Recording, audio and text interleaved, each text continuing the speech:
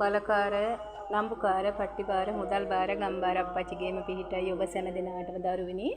ඉතින් අද මා කතා කිරීමට බලාපොරොත්තු වෙන්නේ මගේ දරුවනේ මේ බොහෝ දරුවන් අහනවා මෑණියනි අපට යම්කිසි මන්ත්‍රයක් දෙන්න පුළුවන්ද මේ කැපුම් මාලා සඳහා කියලා.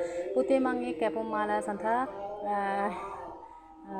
කඩවර දෙවියන්ගෙන් ඒ වගේම කාලි මෑණියන්ගෙන් ඒ වගේම මන්ත්‍ර දාලා තිනවා. ඒ වගේම තමයි දැන් සමහර දරුවෝ අහනවා මෑණියනි අපිට එහෙම මන්ත්‍ර ඉගෙන ගන්න ඕනද කොහොමද කියලා. පුතේ මම ඒ පිළිබඳවත් වීඩියෝ කරලා තියෙනවා. මෙහෙමයි තමන්ට පුතේ සමහර වරම් මාලා තියෙනවා ආවේනිකම තමන්ට එන මන්ත්‍ර පිහිටනවා.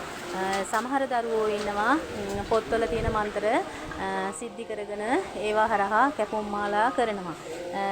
නමුත් පුතේ දැන් නොඑක් තැන් වලින් වරන්ගත දරුවෝනිමයි පුතේ ඉන්නේ. දැන් සමහර දරුවෝ දන්නේ නැහැ තවම තමන් වැඩ කරන්නේ මොනේ දෙවියන් හරහාද.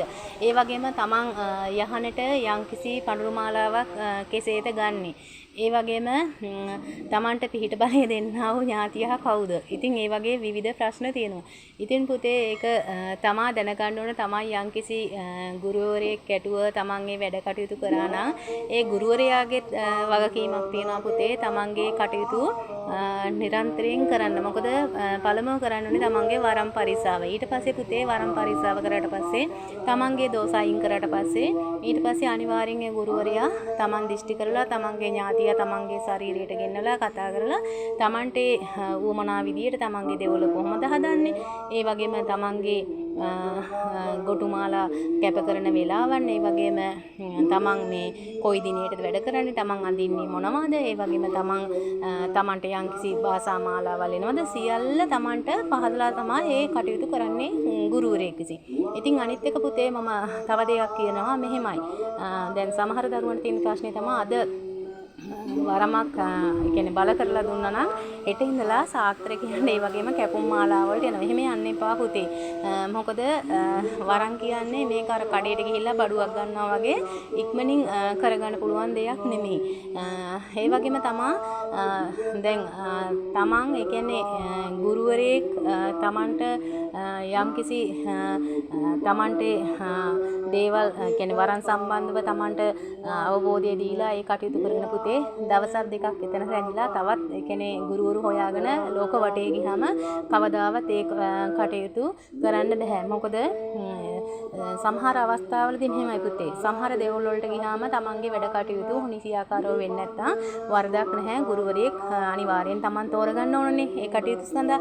හැබැයි පුතේ තමන්ට අවබෝධය දීලා දැන් තමන්ගේ දෝෂත් අයින් කරගෙන තමන් ඒ කටයුතු කරලා අර මම කියපු ආකාරයට අද දෝෂ අයින් කරලා ඉවරලා හෙට වැඩ කරන්න නම් බෑ. මොකද ඒකට කාලයක් තියෙනවා. දැන් සමහර දරුවෝ නම් පුතේ වරන් හදලා දුන්නාම මාස 2-3 යනකොට ඥාතියා බල කරගෙන දෙවොල් බල කරගෙන වැඩ කටයුතු කරනවා. නමුත් සමහර දරුවෝ ගත්තාම පුතේ කාලයක් අවශ්‍ය වෙනවා. ඉතින් ඒ වගේ තමයි දැන් සමහර දරුවෝ අහලා තියෙනවා මෑණියනි අපි මහ දෙවොල් වලට යන්න ඕන. ඔව් පුතේ අනිවාර්යෙන් යන්න ඕන. දැන් පුතේ මෙහෙම හිතන්න දැන් තමන් විවාහ වෙලා දොරකට යනවා. නමුත් පුතේ අනිවාර්යෙන් තමන්ගේ දෙමව්පියෝ බලන්න වසරකට සැරයක් හරි එනවනේ නේද පුතේ? වසරකට සැරයක් නෙමෙයි දෙපාරක් තුන් පාරක් හරි තමන්ට ඉඩ තියෙනවා නම් තමන් එනවා දිනපතා හරි නේද? ඒ වගේ තමා තමන්ගේ ඒ පිහිට බලය දෙන්නා වූ දෙවිහාමුදුරුවෝ බැහැ දකින්න පුතේ තමන් පුළුවන් ආකාරයට හැකි පමණින් ඒ ස්ථාන වලට යා යුතු වෙනවා. ඒ වගේම තමන්ගේ ඥාතියා බල කරගන්න, ඒ වගේම තමන්ගේ යහම් බල කරගන්න ඒ ආකාරයෙන් ඒ කටයුතු කරන්න වෙනවා. ඉතින් මම අධික වැඩත් එක්ක තමයි මම මේ වීඩියෝ එක කරන්නේ. නමුත් මට මේ ටික කියන්නම හිතුණා. ඉතින් පසුව දිගු වීඩියෝ එකකින් හම් වෙනතුරු ඔබ සැමටම නිදුක් නිරෝගීමත් සුබම සුබ දවසක් වේවා. ඒ වගේම උතුම් වූ බලකාර දීර්ඝකාර අම්බුකාර අප්පච්චි ඇතුළු 4 වරන් 33 කෝටි දෙයක්ලගේ පිහිට ආරසා ඔබ හැම දිනාටම ලැබේවා.